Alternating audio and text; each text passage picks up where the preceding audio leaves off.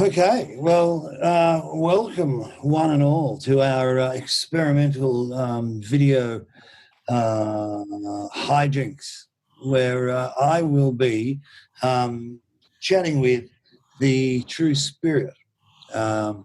This is the 30th anniversary of the True Spirit, and they're releasing, is it 2 albums or is it a double album? It's a double album. Double album. They're releasing a double album. One side or one disc of which has lyrics, and one which is just music. Music that eventually will get used in a lift, in an elevator somewhere, and you get $80 a year in APRA. But, yeah, funny you should mention that. Yeah, I would love to be in that elevator. It would be a scary elevator ride. I've heard some of the music. Yeah, so you've been together for 30 years. How many people other than Hugo have been in the group for that long? Right, me? Yeah. Actually, and go back before that to the Rectory as well, so a long time. Really? But, so how many albums have you done in that time? Look, I think we've done 15 studio albums. Wow. Is it, this is going to sound like a cheesy question from 16 magazine or something, but like with the release of each album, is it a similar feeling to the release of the last one, or is it a totally different feeling each time? Or not business as usual, for sure not. I mean, this is very, very different than anything before. Tell me more. That sounds interesting. Well, I think a big part of this record, correct me if I'm wrong here, it was written on piano. Yeah, totally. I mean, you got to some extent, you got to reinvent yourself each time you put out another record. Look, there are bands that don't do that continually release the same very successful record over and over again. We do top 10. It's amazing watching, listening to the record and watching a few of the clips, which I did this morning, considering that I know it was all written pre-COVID and pre-COVID-19. It's chilling how close... It's really prophetic. Yeah. The songs are, it's really weird. I mean, most people, unfortunately, most people will probably just assume he wrote it, with COVID in mind. Yeah. But, when you realise you haven't, it's disturbing because it's so, finger on the pulse of that. I don't know. I think we tapped into the zeitgeist. Millions of piping daughter swimming upstream. We utter it on the grapevine, sucked into your machine. We're born again, alien, nothing's what it seems. Microwaves are buzzing, so I'll see. My point of view was, we're already in this very vulnerable situation.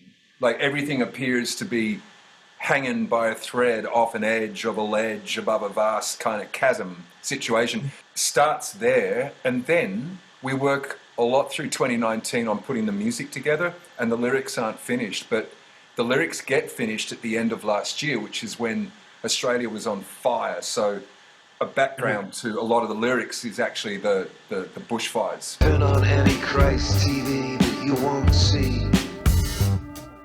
Watch an Arab man in broad daylight, naked to the visible eye, full suit streaming. Chris, John. Someone's broken in. Chris. Is it Chris? It's moving. Chris, I'm Greg Fleet. In case you're wondering, we're auditioning for your part in the band because you're always late. So they've decided to hire me. What do you do in this motley group of humanoids? What's your function? What's my deal? What do I bring to the band? Yeah. It's a long story, man. I mean, God, it's like it goes over 30 years, and Yeah. I've played everything from bass to drums to, you know, ambient electronics in this band. But it's a matter of keeping Were you under there the soul of the whole guise of the thing, you know? It's, you know, Were you there from the beginning, like 30 years ago? yeah, you could say that. Cool. Yeah, you were. Yeah. You were.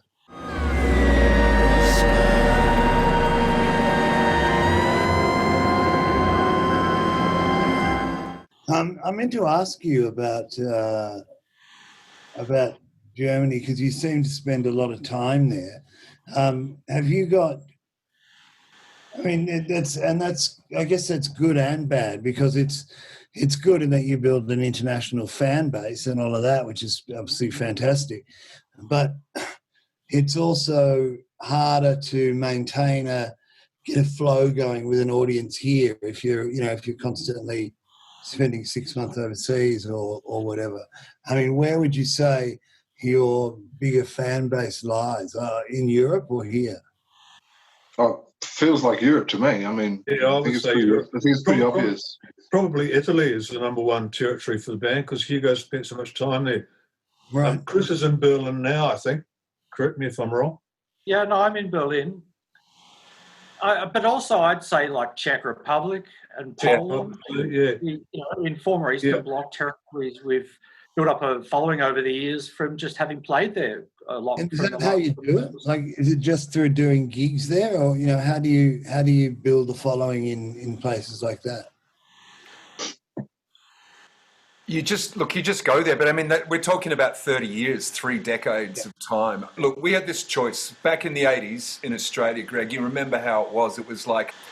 that's the thing about Australia is that it's got a demographic which will never change, due to its isolational and geographic factor.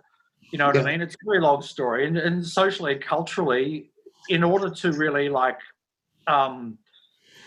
play in front of bigger audiences and just get a wider cultural perspective, you have to leave the country. And it's as simple as that.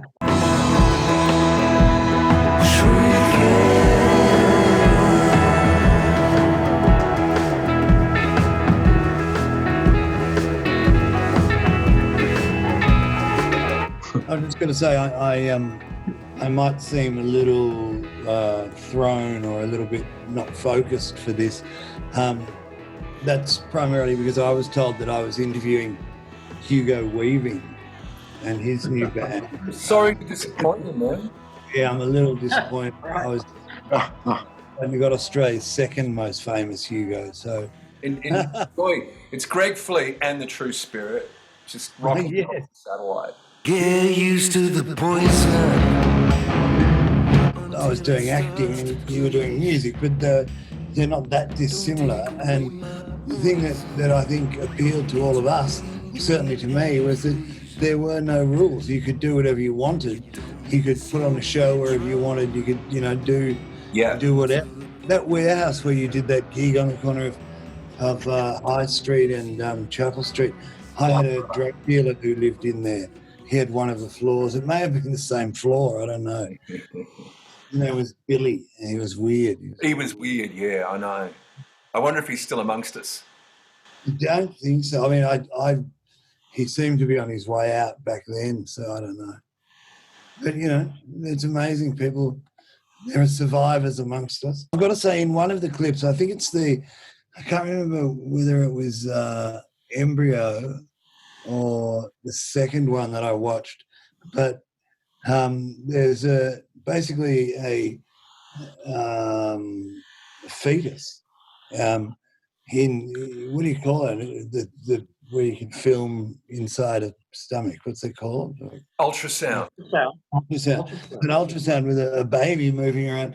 And I don't know if you did it on purpose, but there's 2 moments in particular where the baby really grooves, really gets on the beat and actually does a little move to it. It was very good. Yeah, the dancing fetus routine, yeah. It's a real... The old dancing fetus routine.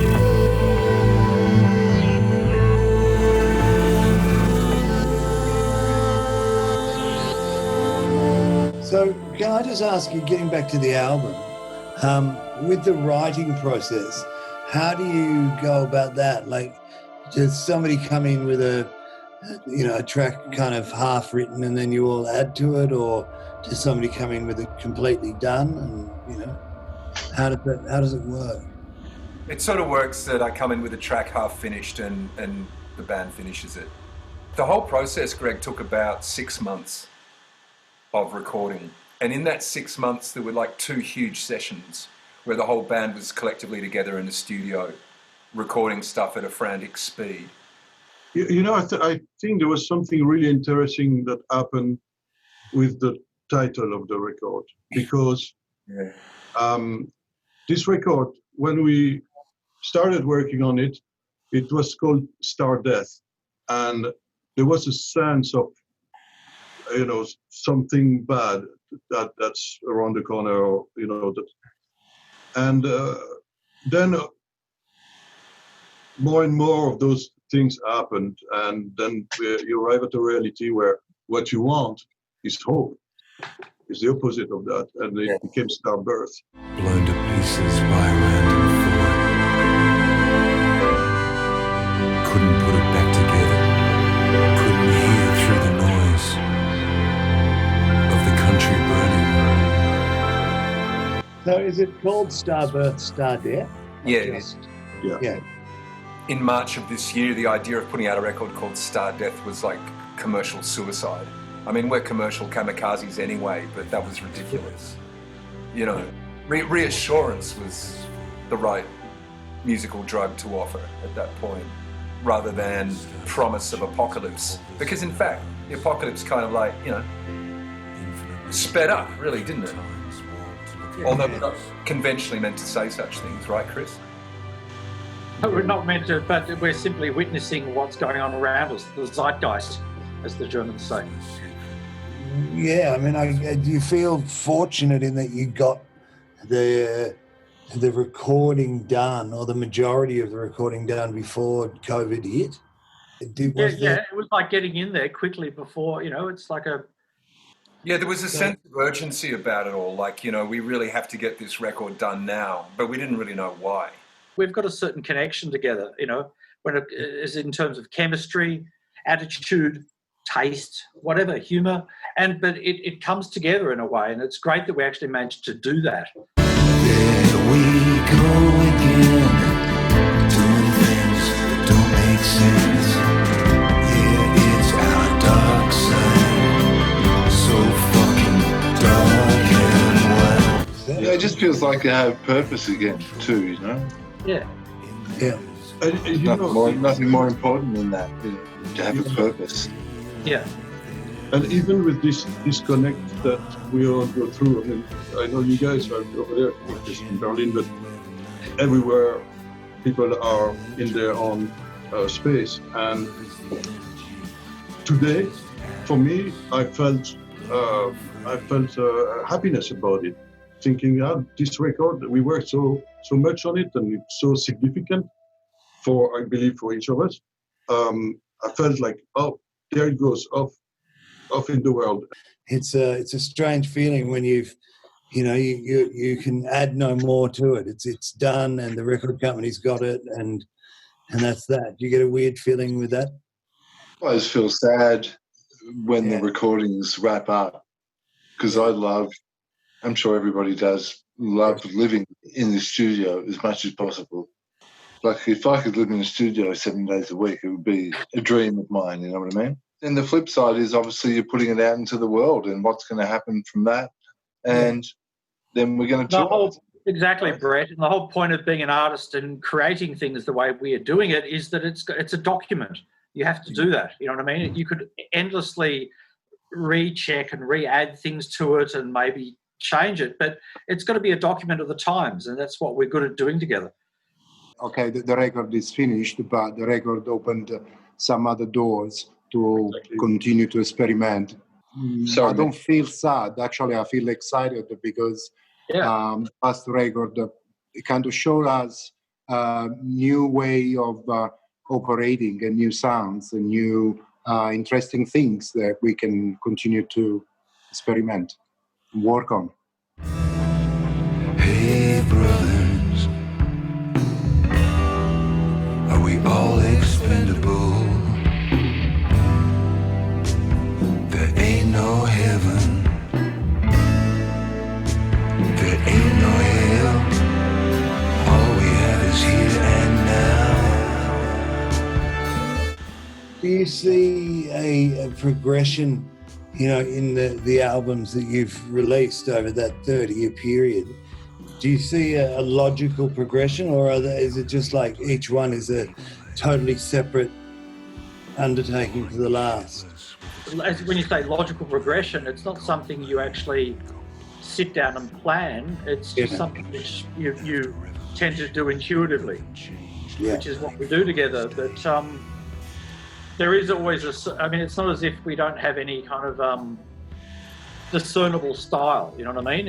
It goes with the industrial sort of like experimental blues thing, and it takes on its own. It takes on a life of its own, and in fact that we bounce off each other. The chemistry, is there. What is the that kind of disc that's floating in some of the in one of the clips? There's a look, it's like this. I discovered at a certain point, like in my studio, I've got this window, right? And the neighbours, there it is, Nico's got it up. So I put up this screen across it. And then I started to notice these weird light effects. I started having visions. I started astral travelling through the frickin' window. It's kind of like a mandala. It's kind of like a hypnotic space in which anything can happen.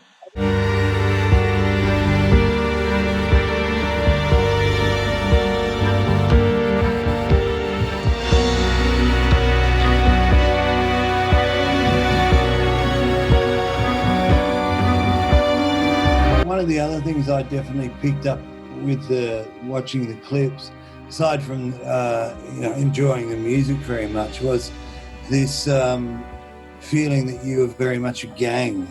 Like the people in the clip were, very much a gang or a team, or Yeah, I mean, we're like a bit of our own sort of fucked up cosmic family with a shared sense of reality. Yeah. The happiest in the sky.